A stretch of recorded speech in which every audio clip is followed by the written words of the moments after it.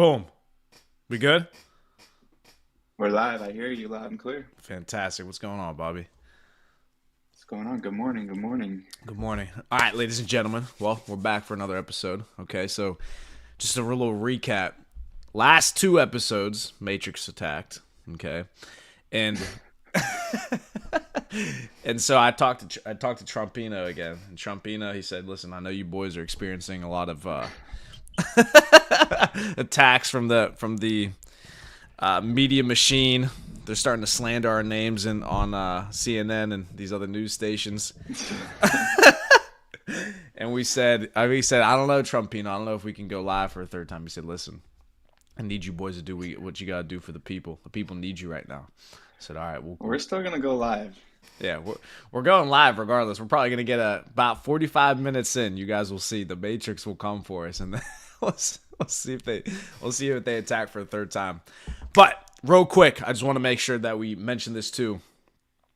So recap from last week. Okay, so we did a week straight where we let the gentleman, or not the gentleman's code, the Taylor's code be open enrollment for the past week, and we've actually had a ton of interest and a ton of people rolling in from literally all across the world, right? I'm talking Africa, UK, Brazilians, Mexicans, people in the United States, people from Yemen, people from all over the world have been flooding the gates into the university. So everybody that's tuning in, that's new in the Taylor's Code, we welcome you. We're excited to work with you. And we're excited to help you guys start to make money. And the whole purpose of this live stream is for me and Bobby to discuss things like making money, discuss things like women, discuss things like politics, discuss things that will actually help you become a better man and become a gentleman in today's world, as opposed to being just like everybody else and living this miserable life where you're not going to be able to get the respect and get the recognition that you want as a man, right? So, yeah, we're excited to get rocking with you, ladies and gentlemen. Bobby, I'll let you go ahead and, Yeah. recap whatever you want to recap real quick. Yeah. Recapping that, the free week that we had, I thought that was very productive. We got a lot of people in. I've talked to a couple different people throughout the week that were new to the Taylor's Code, that wanted to be there, that wanted to join a network of individuals that were just teaching things, that were learning new things in the crypto space, e-com space. So to see that many people interested, just probably based off the videos we're putting out here on YouTube, is great, because that lets us know that what we're doing is working and people are resonating with it. That what we've been putting all this time and effort into things, and that people see that and people want to come join us and learn. And we could teach people, but people have to do the work themselves. So people that are going to join the Taylor's Code, have a vision on what you want to learn, what you want to do, how you want to make money, and then get in contact with that person in there, because there's going to be somebody in the Taylor's Code already doing what you want to do, whether that's affiliate marketing, whether that's even real estate wholesaling, sales, e-commerce, whatever you want to do. There's somebody in the Taylor's Code that can help you out. If not, get you to where you want to be, get you in front of somebody who, will get you where they want to be. So I thought it was very successful. Now we're back up to full price. So if you missed out, it sucks, but you still could get in for less than a Happy Meal these days. So get in, join the Taylor's Code, and we'll have some more content like this up in there where we do other calls and such. So yeah, that's it. That's a recap from the free Taylor's Code week. Absolutely. And real quick, because I know that we got a lot of people live right now, I'm going to also answer the question about the quad shot espresso, because yes, this is a quad shot. All right, to whoever who asked that. So for those of you guys who don't know, we've done a lot of research, Bobby and I, on the fact that caffeine, the more caffeine that you drink, the more money that you make. See, look at him. You got the Mercedes mug. Fantastic. So quad shot espresso in the morning, light your blood on fire. Then I'll do another double, probably around lunchtime, do another double to get me through the rest of the evening. So about 8 shots of espresso throughout the day. But that's also how you increase your income. If you're drinking no caffeine, if you're drinking no espresso, you're probably not making any money too. Okay? I challenge you to challenge my research on that. Anyways, we got 5-6 people live right now, watching live. Fire. Yeah, I got huge. 3 on my end over here. Beautiful. So 8. Like the stream before we really start diving into everything. I need you guys to like the stream, comment, ask questions, interact, engage, because as fantastic as the content is, and I know you guys know this is top tier content, we know it's top tier content, but YouTube's not going to push us out into the algorithm unless they see you smashing that like button. Now, me personally, I think YouTube should just push us out there to the masses, because we're making the best content. But until they see those likes going up, until they see that subscriber count going up, they're not going to be pushing us out as much. So, I mean, we actually went from my channel 25 subscribers a couple weeks ago, and now we're up to 164, 170, something like that. I'm sure, I know yours is growing too, right, Bobby? Yeah, it grew super quick over the last week with the last live stream and the last Sunday conversation I had. So up crossed over the 200 mark last week. So at the rate we're going, I want to see 1,000 by the end of September. That's a realistic goal. I think we could both get there. What we're both doing is very similar too. So it's a race to 1,000 right now for me and you. We'll see who gets there. Fun little challenge. Come on now. Brought to you by the Gentleman's Code. So Yeah, we're gonna get to exciting 1,000 stuff. quick. All right, one thing I do want to mention so we can start getting into this conversation. So we got off last Thursday, right? I believe it was last Friday. RFK Jr. actually ended up coming out and endorsing Trump and getting on his campaign trail. All right, so what did you think We about were that? there early. That's why Trump needed us to go live last week. He needed us to keep the people on fire because he knew RFK was coming out on Friday.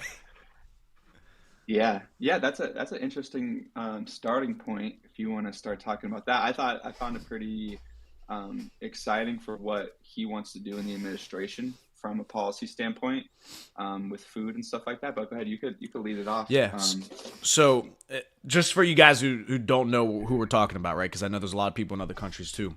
So in the United States right now, we're having probably the most important presidential election in our time. Okay. Now they say this probably every 4 years, but this genuinely is the most important presidential race that we've had in our lifetimes because there's the energy and the momentum of the country is going to be dictated upon this election, and it could either go for another 4 years of let's call a downward spiral or another 4 years of prosperity. So RFK Jr. is actually the son of one of the Kennedys, okay, and his uncle was John F. Kennedy, who was assassinated whenever he was the president of the United States back in the 1960s.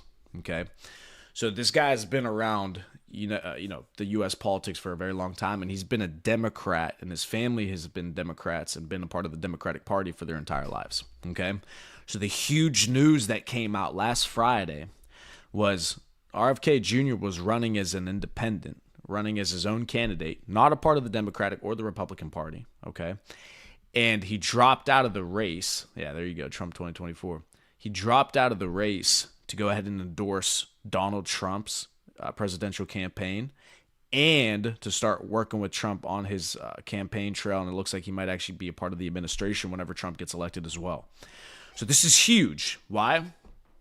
RFK Jr. and his entire family have been Democrats and a part of the Democratic Party for their entire lifetimes. Okay? All of a sudden, he left the party to go ahead and endorse a Republican. This is massive. Why? Because there are people who are starting to defect from the Democratic Party. Okay?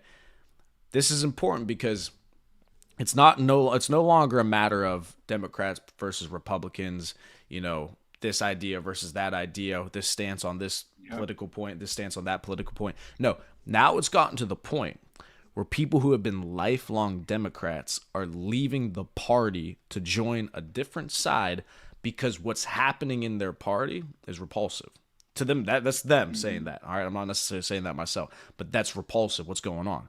So that's a massive point in history because then you have to say to yourself, why all of a sudden are these lifelong Democrats defecting from their party and starting to endorse somebody that, the Democratic Party looks as like the devil, right?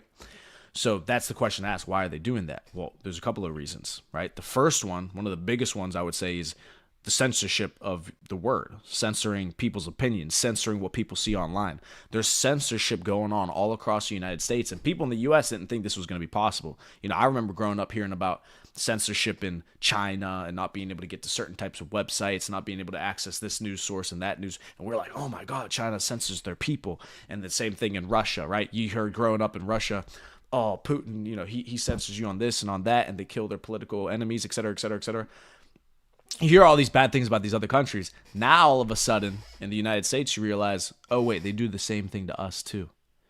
So, yeah, that's what pretty much all governments do to their people, right? But now it's just the United States are starting to wake up to that, and they're starting to see how the current administration has been massive on censorship, and people are losing their minds about that, even apart the Democratic Party, because that's quite literally something that the U.S. is it was founded on, was the freedom of speech, right?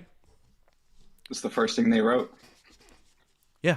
That was the whole point of creating this nation, was so that people had the freedom of speech and that the people had the power in the nation. That's why we had the war with England, so that we could be able to. We had the revolution, or I'm sorry,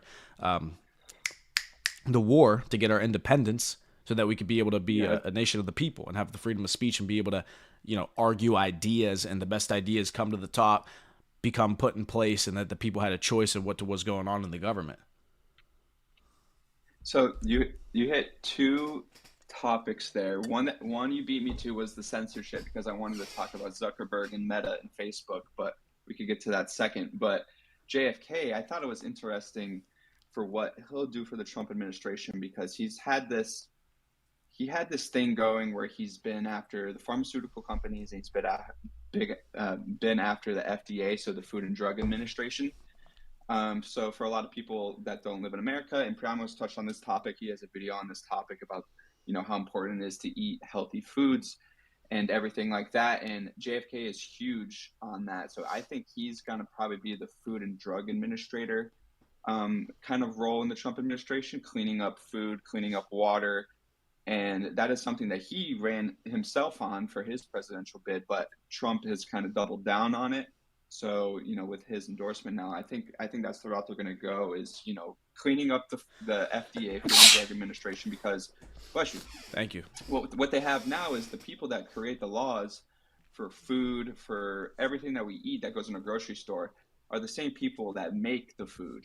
So when you have the lobbyists in the Food and Drug Administration that control the rules, so like prescription drugs and food now, the biggest companies and the lobbyists are the ones that create the laws for that. So obviously they're going to create favorable laws to create cheap food, to create cheap medicine, but not the safest and maybe the most beneficial to the people. So his goal is to run that, clean it up, that so that it's a government entity that is led by somebody who's not controlled by these companies. And I think that's a good step in the direction, cleaning up the food, because you see a lot of processed sugar and all this nonsense that they put in our food now, and all these GMOs, genetically modified foods and stuff like that. So getting that cleaned up to where it'll be healthy and you don't have 70% of Americans obese is a good start to start clearing the minds of the woke mind virus, as people say. I think that's honestly a strong correlation between this radical thinking and woke thinking that goes on, because they just want to be different, because maybe they can't stand out physically, or their brain is just fogged by all the junk food they eat. And I don't know what it is, but I'm just trying to come to a conclusion. But I think that is super important. It's getting food cleaned up so the future generations have a chance without being morbidly obese, and can be healthy and can think clearly. So I think that's good for him to be there. But then the second part you touched on with RFK Jr. and is the censorship. And he said it for the past couple months. He said, listen, the Democratic Party is not letting me speak. They don't want me to run. He thought that they were in collusion with Facebook, Meta, shutting down his post. And so now it comes out during 2021 COVID pandemic, that the US government was in fact pushing Meta to take down misinformation. Now it comes out, well, a lot of it was true information. It was just the government didn't want to call it true at the time.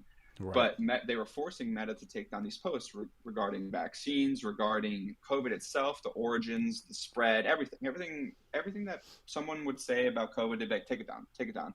Joe Rogan, he was affected by this. He said to take some kind of medicine, and it comes out later that, okay, that medicine actually works against the virus spread.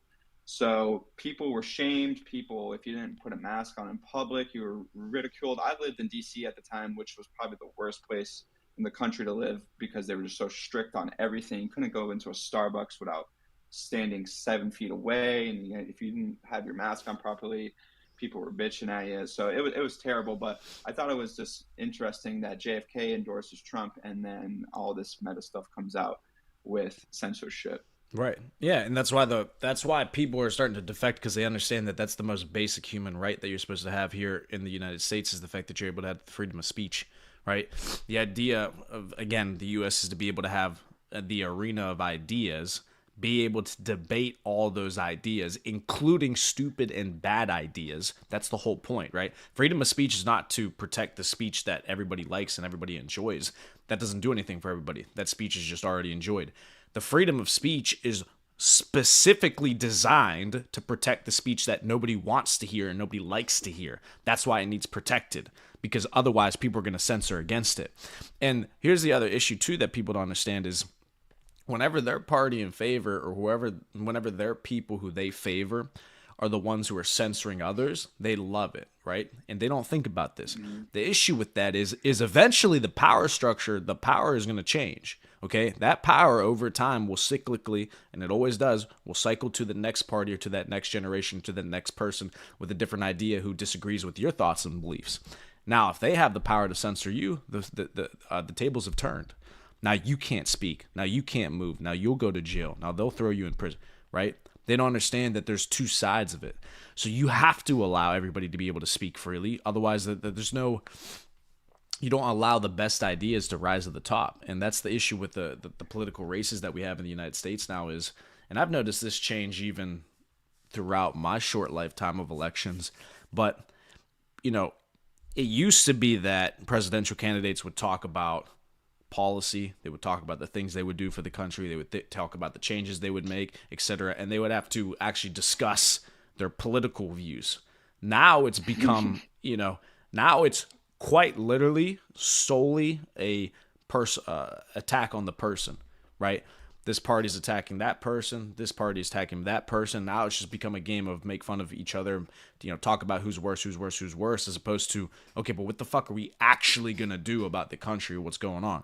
That's why RFK Mm-hmm. Jr., what he wants to do with the children and being able to fix the food that we eat and the food crisis that we have and the health crisis that we have in the United States is fantastic, because that's something that's actually going to change and help people's lives in the United States. The kids, I've thought about this too. It's not a mistake that I've actually thought about this. I've quite literally consciously thought to myself, I feel like everybody's getting cancer now. Everywhere around me, people around me, things that I hear, etc. It's like everybody's getting cancer. Okay. That's probably correlated to something. All of a sudden, everybody has anxiety, depression. Everybody's turning out to be, which I don't know if this is, you can say this on YouTube, but everybody's turning gay now. Everybody's being, not everybody, but a lot of people are starting to come out as transgender, gender fluid, all this crazy stuff. And listen, I'm not saying that people don't actually feel that way, right? I completely believe that they do feel that way. But here's the thing. Don't you think that there's potentially a correlation with the foods that we're eating, the things that are in our water, etc., that are actually making these people feel this way? Does this not look like it's a pandemic of health? Doesn't it not look like it's a bad thing that everybody's fat, everybody's overweight? You have to start to say, well, these things are going to have to correlate with something. Why are all these numbers exploding? Why are the numbers of depression exploding, anxiety exploding, the amounts of medications and drugs that kids are getting on exploding? This is not a good trend.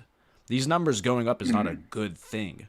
So shouldn't we be looking into what the hell is actually going on with our food and the things that we're putting into our body? And RFK Jr. said, yeah, we do need to look into it, because it's actually horrific. It's actually terrible what we're putting into our kids' bodies. It's actually terrible the kinds of chronic diseases that our kids are getting diagnosed with now. This is disgusting. And we can talk about a myriad of different things that have gone up in terms of cases that have been diagnosed in children.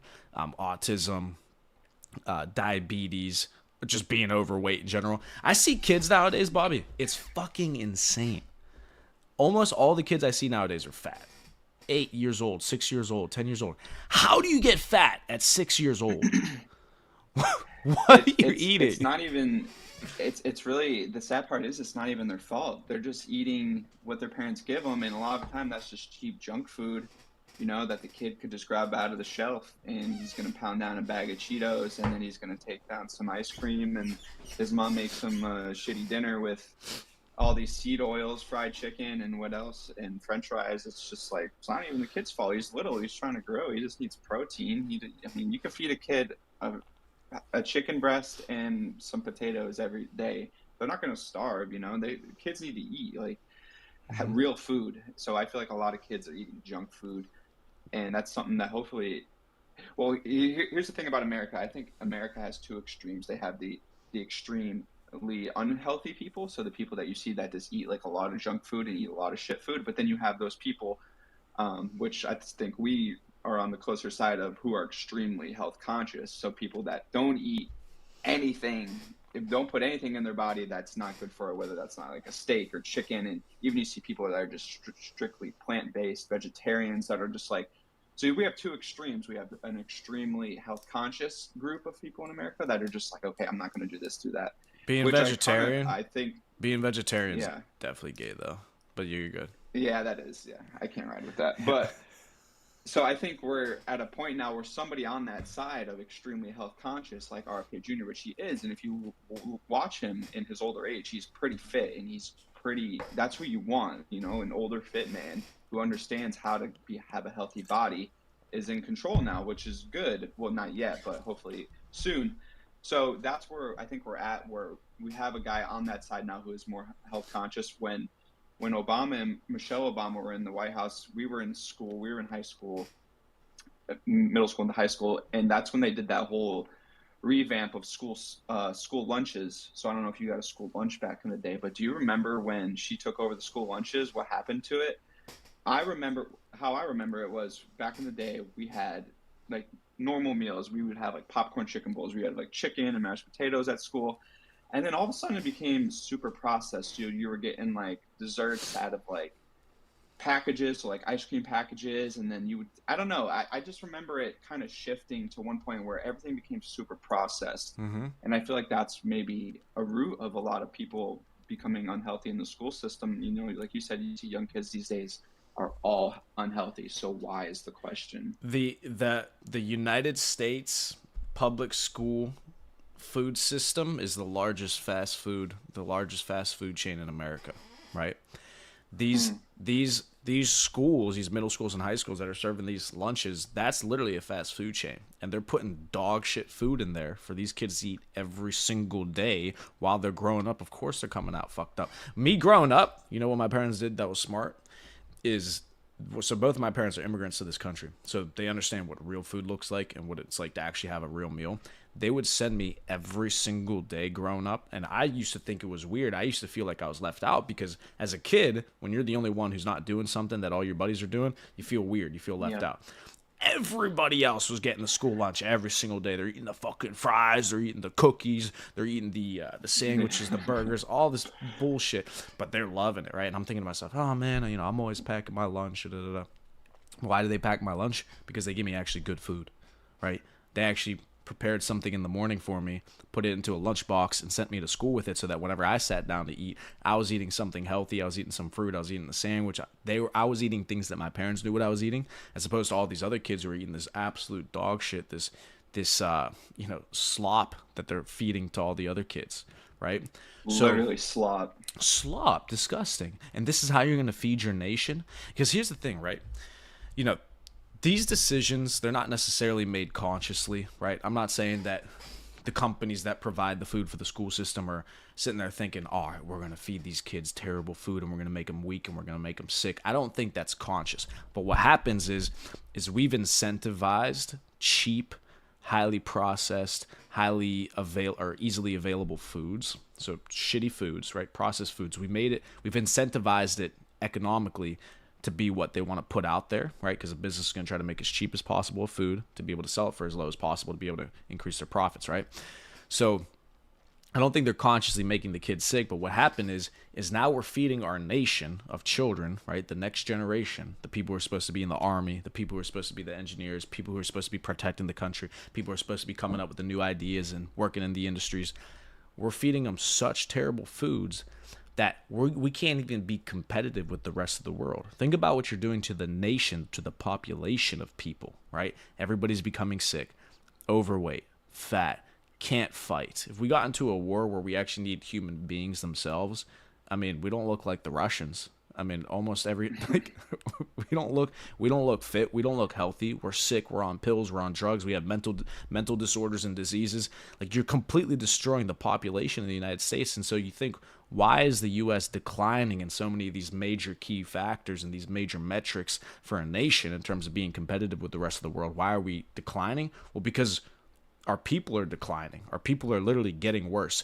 The average lifespan for a human in the United States is going down. Why would it go down? Well, obviously there's a problem with what we're doing with our health. Yeah. And that's a problem is too with the drug companies. They want you as a customer. They want everyone as a customer. They don't care what product you're buying. They just want you to buy a product. So it don't matter if you're overweight and you buy Ozempic, or if you're a child with diabetes and you want diabetes pills, or whatever however you treat diabetes. But in some way, you're gonna become a customer if you're not careful. Because I mean, even like a mental health, they push that now. If you have mental health, go to a therapist and then see a doctor, and they'll get you on some antidepressant medicine. I don't understand why you would want to do that. Just figure it out in your own mind first, in your own body. Eat healthy, journal, write things down and take control of what you can take control before you're going to go to see a doctor and get put on a medication. Some people need medication, and that's fine. Take the medication you need. But if you're a young 26-year-old male like me and you are, and you're all over the place eating terrible and you're on all these medications, I think you need a reset sometimes. Some people just need a reset. Stop taking the pills, stop eating the shit food, and just go natural. Eat real food, eat a steak with some potatoes, journal, meditate for 2 months, and then see how you come out. You might come out still a crazy nut job and go back on your meds. Okay, fine. But Right. There's no give it a saving try. you. Maybe, yeah, there's no saving you. But for a lot of people like us, we're good. We could handle ourselves. We don't need to be on medication. We don't need to, when we have a bad day, when you have a sad day, just be a warrior inside your own head before you let drug companies just put chemicals in you. And that's such a great point, because that's right. So, for example, somebody like myself, I've been in the mind space where I thought I had anxiety, and I couldn't handle myself, and I would have these panic attacks, et cetera, et cetera.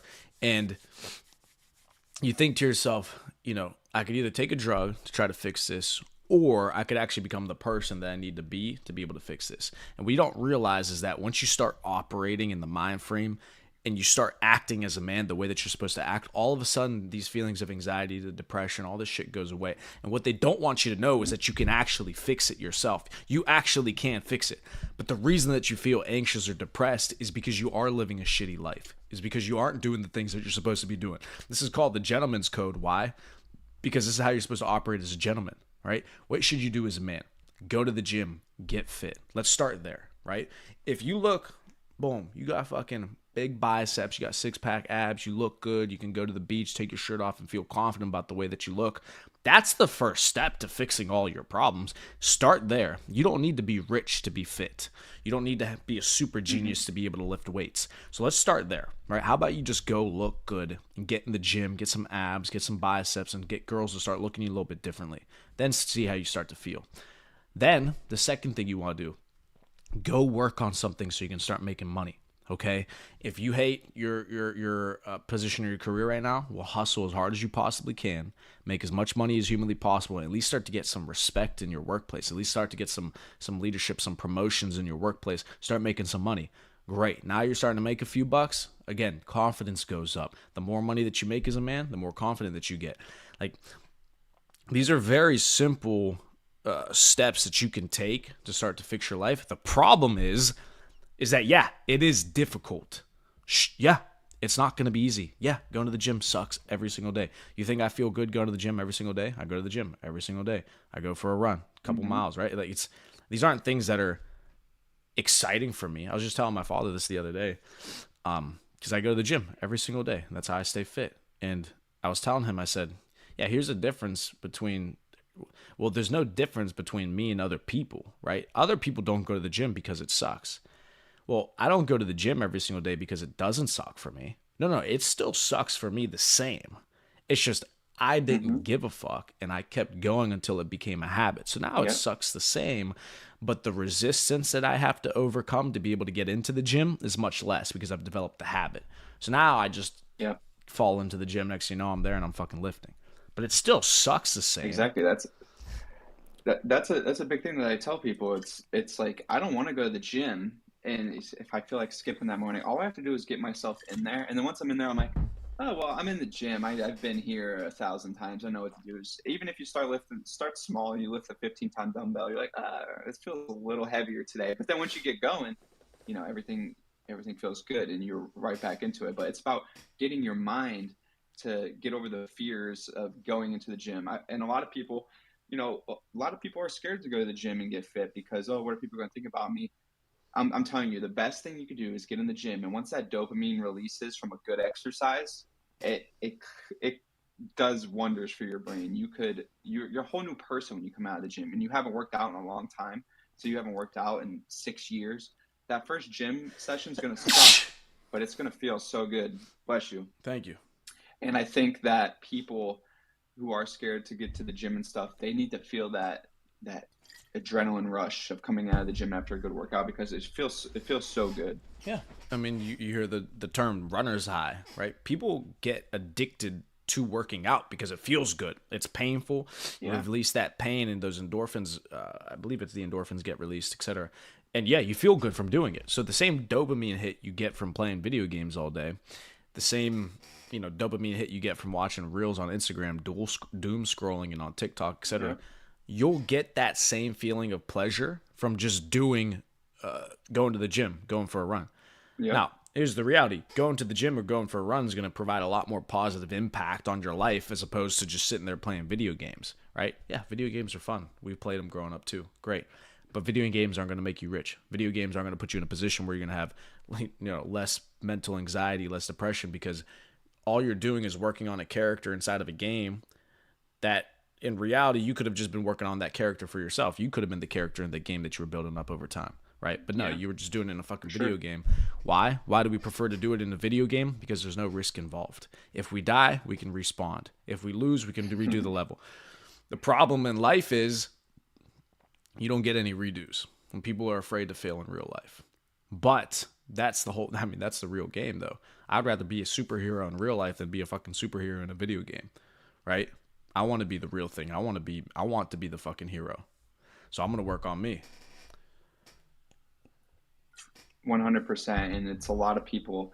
It comes down to they're scared to fail, when in reality you need to fail to get to where you want to be. No one at the top has ever got there and haven't slipped up one time. They got there scot free. They're the CEO of the company. Oh, they did everything perfect. No, people fail. They have to take steps back. But then that's how they learn, and that's how you take the next step forward. Is because I learned what not to do. Grandma did it the right way. Let me copy what he did, learn from what he did. Now I go up, I take my step forward. And then you learn, you find someone else who's in a position where you want to be, and you see how they did it. Oh, they went to the gym 5 times a week in the morning. Okay, they did an hour cardio, an hour lifting. Okay, I'll do that for a year. Let's see how I look in a year. I bet you're going to look better if you do an hour cardio, an hour lifting 5 times a week. Yeah, you're gonna look better in a year. So it's just, learning to fail, and not taking it as such a loss or a setback, but taking it as a learning experience. Right. Whereas I feel like a lot of kids get. I was like this as a kid. If I failed at something, I would get discouraged and I would quit. But as I get older, I realized, okay, me maybe getting yelled at, or me maybe getting yelled at practice or something, was actually a good thing, because that was how I could have taken the opportunity to learn. I learned that now that I'm older, but looking back on life, there's always things you could improve on. And that's one that I see in myself, is that just, take everything as a learning experience and not like a personal attack. Like, I don't think my high school basketball coaches were trying to attack me, just trying to make me better, So that's how I look on it in learning. Yeah, because failure is feedback. Failure is a learning experience, like you said. So the more failures that you can accrue over time, the more intelligent you become, the more knowledgeable you become on a subject. That's how you start to become successful, because now you have feedback. Now you have knowledge. You have experience. So there's actually an example in the book that I read before. It was Atomic Habits, okay? And in the book, they talked about a scenario where they have a classroom, a photography class. And the teacher, he split the group up into two groups, or split the class up into two groups. So he had group A and then group B. And he was going to grade each group based off of different criteria. So group A, he was going to grade them based off of the quantity of photos that they could take throughout the semester. So the more photos that they just took in general, the higher grade they would have. So let's say 50 photos for the semester. If they took 50, they got a C. If they took 100, they got a B. If they took 200, they got an A, right? The second group, group B, he told them he's going to grade them based off of the quality of the photo that they take for that semester. So they can only take one photo, but they're going to be graded off of the quality of that photo, right? Cool. So the end of the semester comes, and he goes ahead and grades the two groups. Okay, so group B, they took one photo. Group A, they took 200 photos. So the question was in the book, the point that they made was, well, out of group A and group B, which group do you think ended up taking the best photo for that semester? What group had the singular best photo for that semester? What do you think? The group that had to take the most photos. Yeah, the group who took 200 photographs actually ended up having the best photos. Why? Well, because group B, they spent the whole semester trying to have the perfect lighting, having the perfect scenario, the perfect scene, the perfect setting, the perfect this, that, all just preparation. Group A, who was just free to fucking act and fail and learn, they took so many photographs that by the end of the semester, they got to the point where they were taking the most fucking fire pictures they could imagine, right? So they had the best pictures because it's feedback. It's failure. You fail and you get feedback, and then you adjust, and then you get feedback, and then you adjust. Like, these are good things. You want to fuck up. People are just afraid to try in the first place. They want to try to get it perfect on the first try, and so it prevents them from ever actually getting anything done in the first place. Yeah, I think that's a good point for a couple reasons. I think that trial and error. So the more pictures you have to dispose, so say, um, yeah, if you have a lot more photos to dispose of, you're gonna just keep clicking away until you get that one that's perfect. So it makes sense to me, 100%. Yeah, I like that analogy. and But I want to do. Oh, go ahead. You can finish yeah, up. I want to do the buy or sell because I got something. cool. Oh, give me one last point I'm going to make just about the gym itself as well. So we're talking about going to the gym. And you hear this all the time. This is not a unique idea. You hear so many fucking people talk about go to the gym, get fit, get fit. Let me pose it to you like this, okay? Because this is the way that I look at it as well. If you're struggling in your situation, or let's say you even have a good situation right now, but you just want to improve your situation, tell me in what scenario is being fit not going to be advantageous to you. Okay? If you're a sumo wrestler, I don't know. Right. Yeah, unless you're competing as a Those guys are sumo pretty wrestler. strong, though. Right, exactly. They're still fit. They're just big as hell. But the point is what scenario can you come up with where being fit and in shape is not going to be an advantage for you? So if you're really trying to be competitive as a man in this world, and you're supposed to you want to have the best looking girls, you want to have the most money, you want to have the best business, the best relationships, the best friends, in what scenario is being out of shape, fat, disgusting going to be? How is that ever going to help you? It won't. So why not take every advantage that you could possibly have? If you're struggling right now, we'll start with the easiest thing to fix. Just get fit. Okay? Because you don't even need a gym membership to be able to get fit. Getting fit is free. No. Go for a run, do some push-ups, sit-ups, pull-ups, do some body weight exercises, get fit, and then we can start to focus on the next thing. But at least take the advantages that you can up front. I mean, you might as well have every advantage that you can have. Why wouldn't you? Yeah, for sure. Yeah, that's 100% right. And that's even when I don't feel like going to the gym, sometimes I have a brand new state-of-the-art gym right upstairs. I'll just do push-ups and sit-ups just because why not? It's like, all right, I haven't done chest in 3 days. My chest isn't sore. I'll just bang out 100 push-ups over the next 15 minutes. And you feel good. You get that exercise endorphins running, like you said. And you could work out anywhere. You could go for a walk outside. You could get vitamin D from the sun, fresh air, walk, go for a little run, mile run, take you 12 minutes if you're out of shape, and you can just get better at it. It's always something you can improve on, and that's why I like it.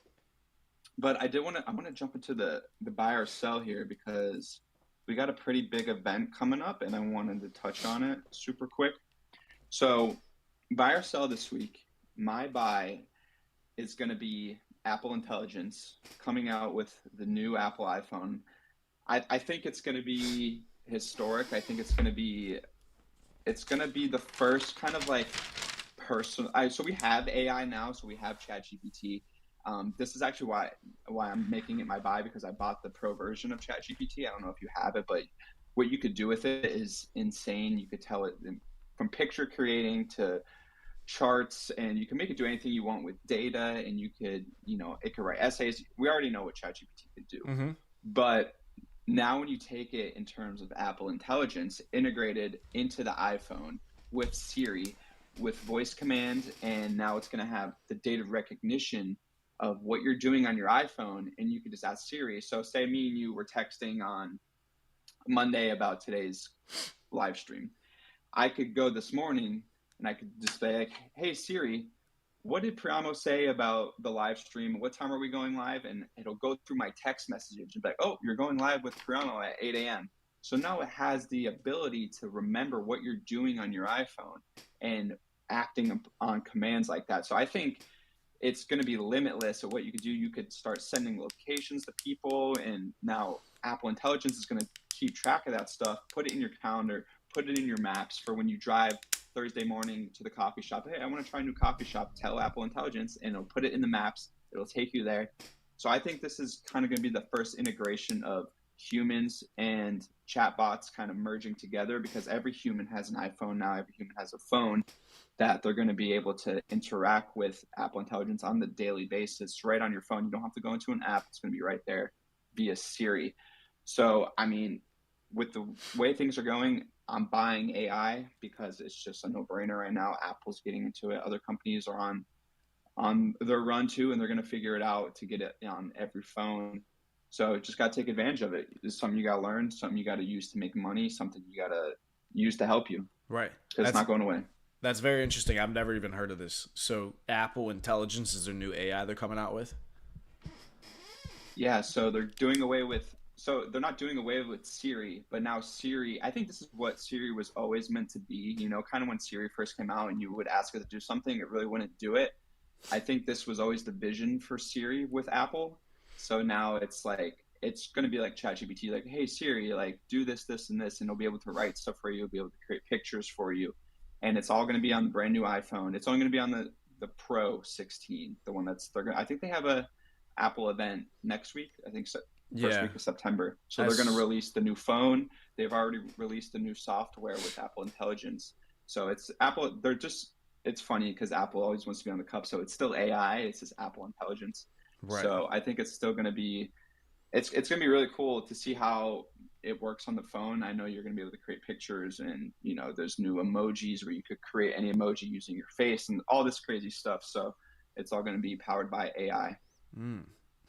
That is interesting, and I'm gonna get because I'm due for a new phone because I have not last year's but the one before that, so I'm gonna upgrade this year. So we'll see how it is. At least I can finally use Yeah. my face for emojis, so the emojis will start looking good too.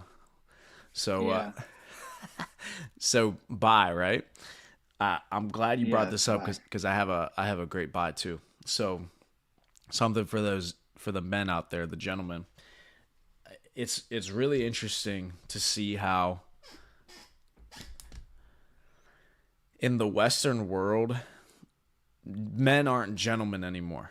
Okay. Now we can go down a rabbit hole as to why they're not gentlemen anymore, but you can see that women are yearning for a gentleman, a guy that's going to treat them good, a guy that's going to take care of them, a guy that's going to, how would you say, a guy that's going to woo them a bit.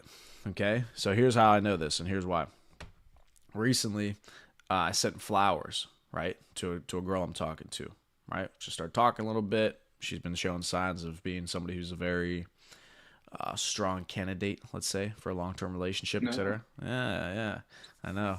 Bobby knows me, so he's like, oh, interesting. So,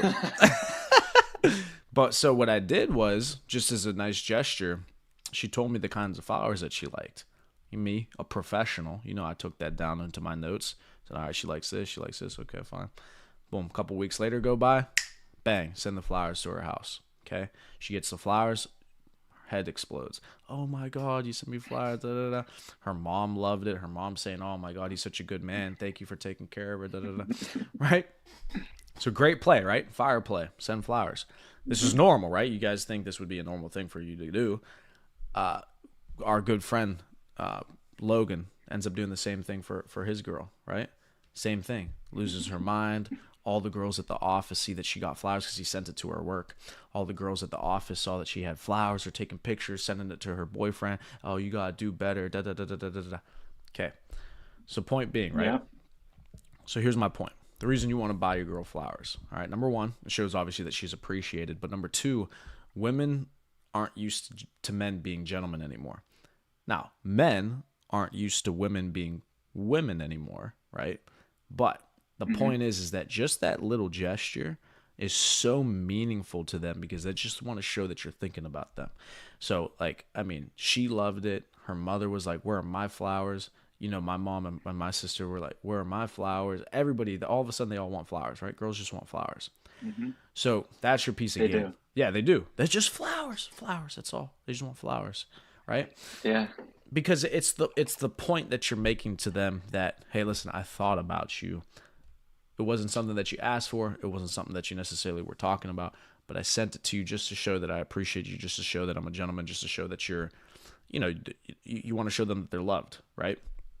Girls love that. So that's a piece of game for you guys. Again, you know, that's a normal thing that you're supposed to be doing anyways, but get them a bouquet of flowers and see how they react, see how they lose their minds. But it's just interesting to see. Yeah, that's 100% truth. I've had a girlfriend for a couple years now, and you can never buy too many flowers. That's just a fact. Women love flowers. I don't know what it is. I think it's something, the aroma in the air. They just love the smell of it. Put them out. They love the way they look. It's a cheat code. It is a cheat code, and guys don't do it anymore. Just send them some flowers. They love you. But yeah, so that's the buy for this week. And Love it. Bobby, if you take a look, it appears that we haven't been Matrix attacked. So I think we defeated. Yeah, I was looking at that around the 45-minute mark. I was waiting for it to cut out, but I don't know what. Maybe Streamlabs just had to warm up to us. I don't know. Yeah, or maybe Kamala and her administration had slept in this morning. They forgot to. Yeah, they're back in Cali. They're on West Coast time today. They didn't catch us. Beautiful. All right. So, any other points that we want to make today? So I'm trying to think. So we did the buys. I don't know anything coming up this weekend. I'm trying to think. I know. The only other thing I would really touch upon would just be the fact that you got to increase your income. So those of you that are new inside the Taylor's Code, there's multiple different ways for you to be able to make money inside. Okay. Here's the thing I urge every single one of you to do. Focus on scaling your income. Okay. Too many times I hear people say, I want to invest in real estate. I want to invest into the stock market, crypto. I want to do all these things that are supposed to be easy money, passive money. Listen, first things first is you got to have an income. Okay. Because for somebody to have $10 in their pocket and get a 10x on an investment with their $10, they're only going to have $100. Okay. That's not life-changing money, but you got a 10x, which is a life-changing investment play. But somebody like me who invests $100,000 and I get a 10x, I now have $1 million. So you made $90, I made $900,000 on the same investment. So the issue is not that you need more easy ways to make money and passive income streams, an easy way to do this. Forget that. If you don't have an income right now, the best piece of advice I could give you is to find a fucking income. Cash is king at the end of the day. Generating an income is king at the end of the day. These multi-billionaires like Elon and Bill Gates and listen, don't get me wrong. What's the other dude name from Amazon? The bald dude. Bezos. Yeah, Bezos. All these guys on paper are fantastically wealthy. But again, before I even learned anything about this, in my mind I always thought about this. They don't actually, it's not like these guys have $100 billion in a bank account. Okay, this is their net worth. This is stock that they own. It's not actual cash that they have on hand. Okay, So at the end of the day, cash is king. If you're I would rather be making $1 million a month as opposed to be worth $10 million making $100,000 a month, right? Like if my Yeah. money is tied up in assets that aren't liquid, now stocks are liquid obviously, but if you're tied up in a lot of assets that are not very liquid, what kind of lifestyle can you actually live? So focus on scaling an income, generating money in, and then when you're making a nice income, I would say at least scale it up to, I would try to get to $15,000, $20,000 a month as quickly as humanly possible. And then I would start worrying about, okay, now I want to start buying properties, doing this, that, and third. So scale an income, okay? Focus on that first. How can I generate an income? Otherwise, you're going to be playing catch up the rest of your life. Yeah, and something that you touched on with like hitting 1,000x crypto play, it's not even a skill issue because obviously you have the skill if you could turn $10 into $100 in crypto. It's not a skill issue. It's that you're playing at smaller margins. When guys are just going to be playing, like you said, guys are going to be buying $100,000 worth of Bitcoin. It's going to go up 10%. They're going to make 10 grand in the course of a week. When you're playing at small margins, you can't really compete with the big guys. You could, like I said, it's not a skill issue. Like you could buy in and then sell at the same time, but you're not in the same league because you just don't. If once you get your income up to that level and you have invested yourself into the crypto to be able to have 100 grand and then be able to make those 10%, 20% returns in a week, now you're making a $10,000 a week, $20,000 a week, and that's when you could really start separating the gap. But for you to play around with crypto with 100 to 500 bucks, you're not going to change your life, and it's important to. That's why I still. It's an investment strategy. It's not an income stream for me yet. It's an investment for me. I'm putting money away for the long haul with crypto. I'm not trying to make a quick buck. Um, so that's just my theory on it. I'm not trying to make quick bucks. So when you're looking at these platforms and trying to make quick bucks with crypto, try to invest in yourself in other ways so that you could drive money into your account, and it makes it so much easier to get the return you want when you have more and more money in your account. So keep investing, and if you have an income skill, whether you're in sales, whether you do e-commerce, whatever you do to make money, keep working at that at the same time, because crypto is not going anywhere, and you could do both at the same time. You don't have to be stingy. You don't have to be like, oh, I'm going all in on crypto because some guy on the internet told me that's the best way to make money. No, it's like figure out what works for you. What doesn't work for somebody else might work for you, and vice versa. If someone's doing something online and you want to do it, you could do it because anything's possible. A lot. Don't get discouraged. But I think Priyamo's right. Find an income stream that you like, that works for you, and that you could scale past $10,000 a month. And then once you pay your bills, once you're a big boy and you have the car payment paid and you have rent paid or whatever you pay, okay, take some money, put it in the crypto, put it $2,000 in, and then watch what happens in a year when you do that consistently and you have a process of, okay, I paid my rent, I paid my car, I paid whatever else I got to pay this month, and I got no other bills, and I'm going to put the rest of it in the crypto. Boom. Keep doing that month over month, and then watch where you'll be in a year. You could be at $100,000 in 2 years if you play it smart and if you drive your income up. Exactly. And I would urge people to stay away from day trading and trying to use these strategies to generate an income. Okay. Now, do what you want at the end of the day. You want to become a fucking day trader? Be my guest. I would urge you not to do it. Why? Because too many, and I know people like this, and there's people like this across the entire world, right? They would rather gamble. They would rather gamble their money, $100, $200, $300 that they have, their whole fucking net worth, right? They would rather gamble their money at the chance they would rather gamble at the chance of making the money they could have made guaranteed through hard work, right? So people would rather. That's a good point, and that's something I want to touch on slightly before we end. But go ahead. Yeah. Going. So though they would rather gamble $200, $300 on some shit coin that hopefully hits 1,000x and change their life forever. Literally, this is literally just them playing the lottery. You might as well just buy a Powerball ticket and just play the fucking lottery. But they would rather gamble small amounts of money to be able to make $1,000, money they would have made guaranteed had they just gone to work in the first place.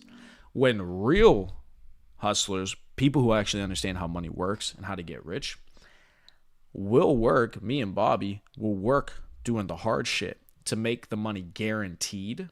I want to make guaranteed money. I want real income. I'm not going to day trade and at the chance of potentially making $1,000 on the day. Now, I'm going to go to work and run my businesses and make money guaranteed. And I'm going to take that money, that 30,000, 40,000, 50,000 a month, whatever, and I'm going to go ahead and put that into things that are going to 2, 3, 4, 5x my money to preserve and grow my wealth. Right? I'm not gambling at a chance to make 100x. Listen, if I make a 2, 3, 4, 5x on my money, okay, yeah, that's a pretty good fucking month. That's a pretty good year. Why? Because if I got $500,000 in there, now I got 3, 4, or $5 million. I'll take that, right? So you don't gamble to make your income. Make a real income and then use that to generate more money.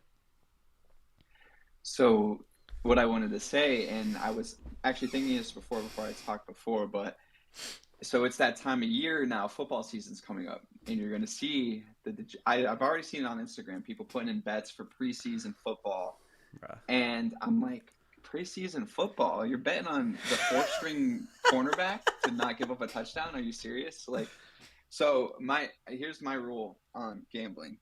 I don't care if you want to gamble, but every dollar you gamble, you have to be willing to invest it in either the stock market and crypto. So if you're going to put in a $20 parlay, that's going to be burnt on fire because whoever hits a parlay these days. But if you're going to put in money for a parlay, you got to put the same amount into investing. And then at the end of the football season, see what you have more in. Do you have more in your investment account, or do you have more in your DraftKings account or FanDuel, whatever you use to gamble? And I really want to see someone do that because I want to see what the results would be if you bought Brett. Every time you gamble, say if you're chopping up NFL Sundays, you put a couple bets in or whatever. I really would like to see what comes out ahead at the end of the season. And I would bet it's going to be investing in some kind of crypto over the course of like 4 months. I bet it would be. Right. Yeah. Bobby, that's actually a fantastic idea. Yeah. Force yourself to invest the same amount of money that you're betting in the football and see what made more money by the end of the season. That's a fantastic idea. Yeah. Because I love these dudes that say, bro, I'm up on gambling lifetime. Oh, I make money on FanDuel. Bro, shut up. These companies would not be in business if you were making money. Trust me, they would not be in business. Yeah. And side note before we end, just for you guys at home that are watching sports all the time, I just want you to know, bro, watching sports is a little bit gay. I think it's a little bit gay, especially if you're not rich. Okay, so think about it. You're watching a bunch of dudes get sweaty, tackling each other, accomplish their goals. Yeah, living out their dreams. 6 girlfriends, probably hooking up with your girlfriend on the weekend. Living these fantastic lives, making millions and millions and millions of dollars, and you're sitting there on Sunday eating chips, got their jersey on. Think about that. Think about wearing another grown man's last name on your back. Bro, that's the craziest shit to me. When I see grown men throw on a jersey with some dude's last name on their back, think about that. You're wearing another man's last name on your back, and you're not fighting to create your name, to make your name relevant, to make your name important, to have other people put your name on their backs. No way. Never could be me. So I don't watch sports at all. I'm not going to watch a guy make more money on TV when I need to go make my own money. When I'm making more money than them, sure, maybe I'll flip it on. Hey, what are these guys doing? I'm richer than them. I'll watch buy some box seats then. Yeah. But in the meantime, you're poor, and then you're going to spend all Saturday watching college football and then all Sunday watching NFL football. Why do you think you're poor in the first place? College football that's ultimate. That's ultimate brokey status. I can't. It's so boring.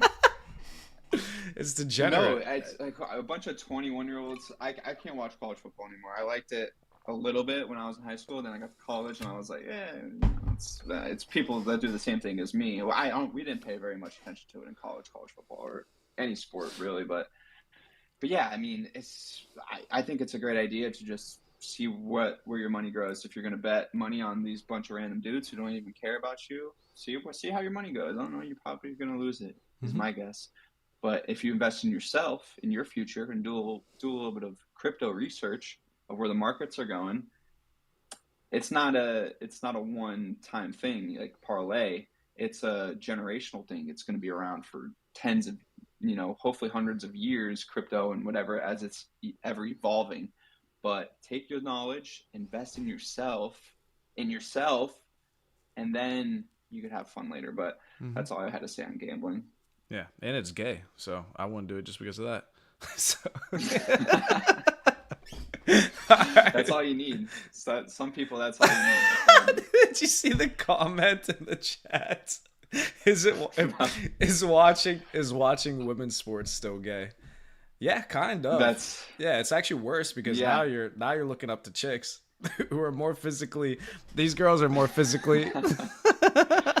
They've been in the gym more than you. They Yeah, can throw a ball further than you. That's yeah. that's even gayer. So Yeah. yeah, no, I wouldn't watch that either. I'm actually embarrassed that you would ask that on our stream.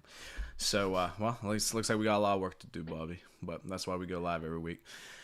Yeah, I think we got some good viewership here this week. I've had some constant viewers, so Yeah, we got we're 7. growing. We got 7 live on my end. Hey, Oh, one all last right. thing. Yeah, one last thing for everybody that's watching. Like the stream. Listen, this is the best. Subscribe. Yeah, subscribe, like the stream, or becoming your guys' typical influencers. Like, subscribe, turn on the notification bell. Da, da, da, da. Listen, just give us some likes. We gave you the juice today. We got to get this content out in front of more people because right now, think about the stuff that they're watching. Not people who are unintelligent, goofiness, wasting their time, not becoming better men, not becoming better people. Let's get this out to people so we can actually start to change some people's lives, help them make more money, grow our network, grow our influence.